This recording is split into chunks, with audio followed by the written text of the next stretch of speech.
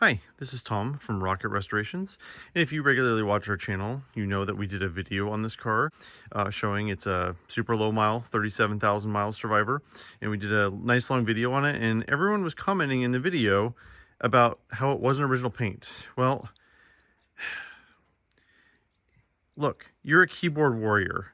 I don't know how you can possibly say this car is original paint without seeing it in person. So what we're gonna do is we're gonna do a couple things here. First of all, I didn't show some of the paperwork for this car and some of the provenance, which I will show in this video.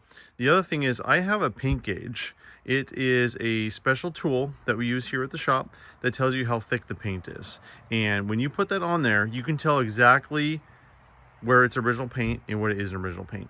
So what we're gonna do is I'm gonna take this gauge and I'm gonna go through the car. I'm gonna show you that it's original paint, because I really can't stand it when commenters and keyboard warriors are calling out a car for not being original when they can't see it in person. How can you possibly know that without seeing the car?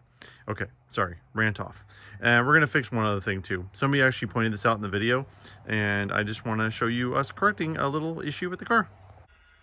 So when we were showing the video of the car, I noticed that the bezel didn't fit right. Well, a couple commenters pointed out that it's on backwards, and I looked at it and that is absolutely correct. So we're gonna fix that. It's super easy on a Duster. So these two knobs just pop on and off, and then it's two nuts right there. So you take the nuts off, put it on the other way, the correct way, and put it right back on. All right, I'm gonna not film this because I don't wanna scratch anything because this car is so nice. So I can be real careful taking these nuts on, and then we're gonna fix this radio bezel. Give a shout out to Dave. He's the previous owner of this car. He actually went on the comments and set a bunch of people straight on this, and I really appreciate him doing that because, you know, some people were just being weird about this. Okay, flip it around. Voila, fits perfectly. All right, put the nuts back on, put the knobs back on, and we're good to go. When working on a car like this, you just got to be so careful because, I mean, any scratch, any ding you do to it just takes away from the originality. So I just usually do this by hand, especially on a nut like this. It doesn't have to be super tight. And that's just holding the radio on. That's one of the things that holds the radio on. So there's two nuts here and then on the back that holds the radio in. So you usually, you know, tighten it by hand. Yes, I know this is a spark plug tool. It's what I could find for 5/8 immediately when I was looking in the toolbox. Tighten them up by hand, and then I'll just use the ratchet real quick just to give it an extra oomph. All right, knobs back on. So there's they do go on a certain way. They have to be slotted, so they actually, you know, turn the radio. So it slides on right like that. And then again, right there, that slot has to go onto that slot. Just like that. Perfect. And the radio works perfectly. Awesome. Everything works in this thing. So I've shown this on the channel before, but this is basically a coating thickness gauge. So it has a lot of different applications, but what we use it for is we put it on the car and it doesn't lie. It's amazing. I looked at a 70 Charger RT up in Canada about a month ago. It was crazy. Like I put the gauge on and it was like, good, and then like really thick Bondo right there.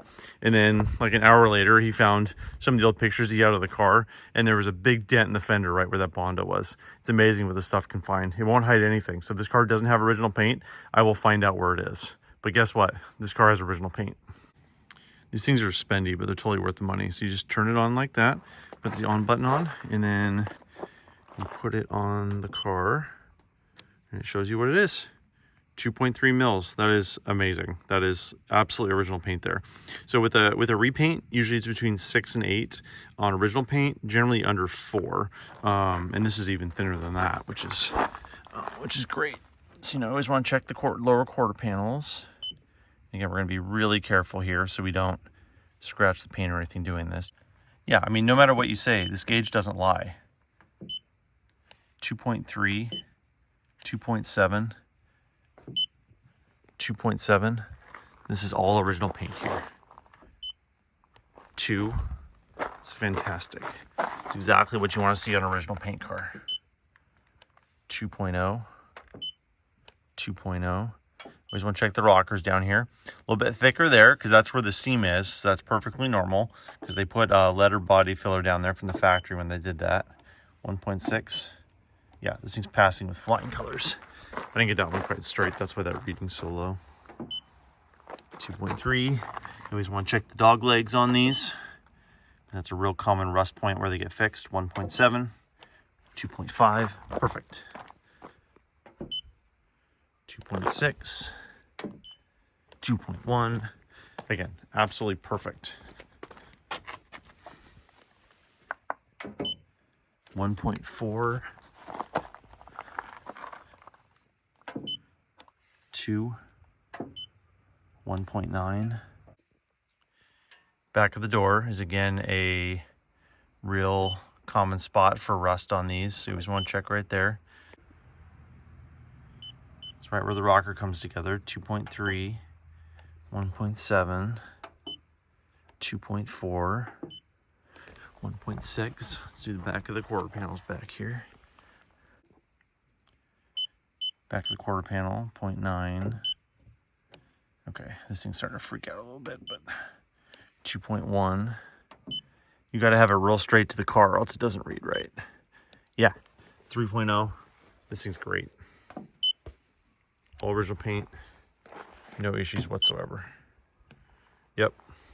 Well, hope you guys are satisfied, because this gauge does not lie. I've been over complete cars with this. I can tell where all the Bondo is. I go over a car, and then when we strip it for paint, I test it, and this thing has never failed me once. It works great.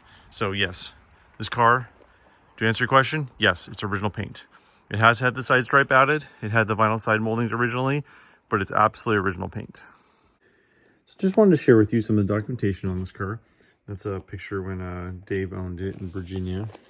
This thing has a ton of documentation for it. So there's extra keys here. Here is, dealership card.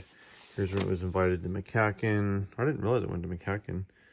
That's pretty cool. So if you guys don't know what McCacken is, it's pretty much the best show going on right now. It was in the, I'm sure it was in the Survivor place there. McCacken's the Muscle Car and Corvette Nationals. It's the weekend, always the weekend before Thanksgiving every year in Chicago. Here's the vehicle buyer's order guide from the dealer. Shows all the options, how it was ordered. So the torque flight, bucket seats, boy, they were 120 bucks. The raised white letters, 37. It's funny, I thought those were included in the 340 package. Power disc brake, 6230. Delete side stripe and add the vinyl side. Boy, you had to pay for the vinyl side molding. Wow, they must have really wanted it. Everybody deletes them now. Undercoating, extra $20. AM radio, 59. That was not standard. Electronic ignition system. I thought that was standard on 340 and 72. Maybe I'm wrong about that. 3075. Factory rally wheels. That's a good option on these. The freight was 109 and dealer prep was 50. They always get you on that.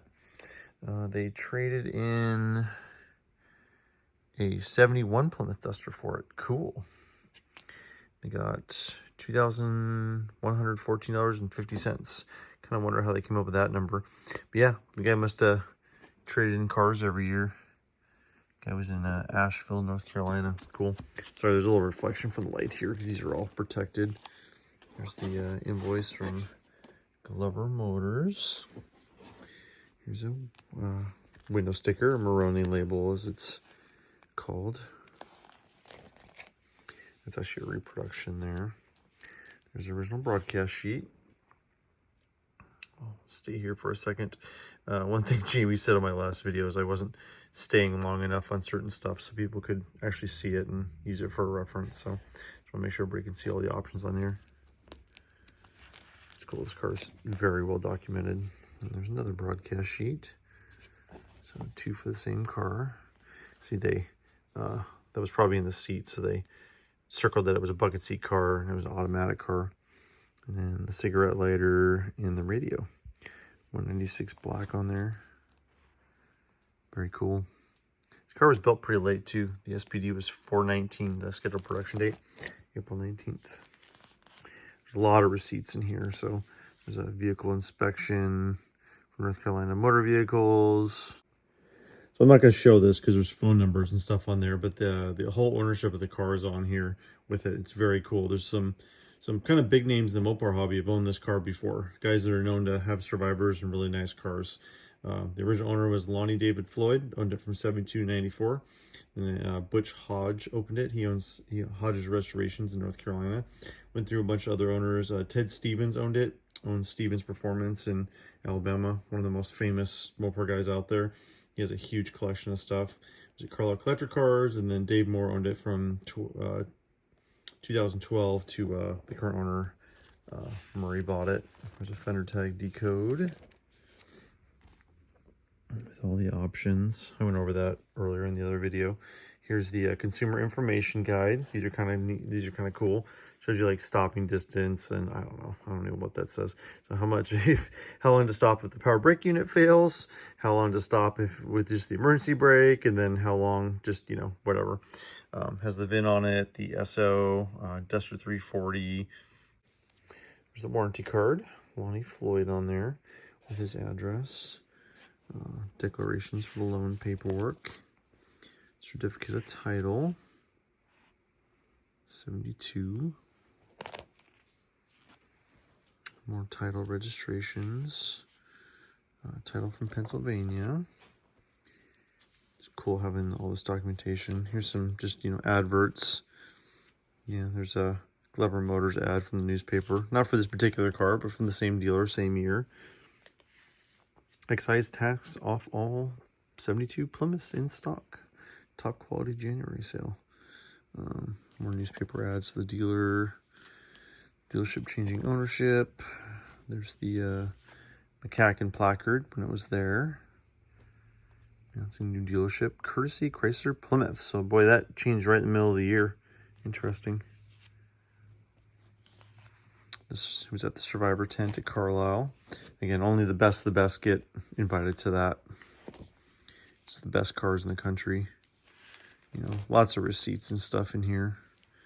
Bills of sale, parts receipts. I mean, everything's documented on this car. New radiator, brake booster getting redone. Just everything. It's pretty neat. Yeah, I mean, look how thick this is. Documentation for the car, factory dealer paperwork, shipping, a little bit of everything. When you've got a car, really the documentation means more than... It almost means more than the car. I mean, obviously the car is what it is, but having documentation makes a huge difference on a car like this because you can prove everything, the whole history. You can track down every previous owner. It just adds another level to this car. It really does. So this is just a short video to do some, amendments to some of the stuff that we didn't get on the last video and to show people that this car really truly is original paint because... I don't know, sometimes keyboard warriors just get in my nerves a little bit when they start calling out stuff that they have no idea of, but whatever, I digress. This thing is, just as well documented as it is original. Appreciate everybody watching, really do. This is Tom from Rocket Restorations, and we'll talk to you all soon.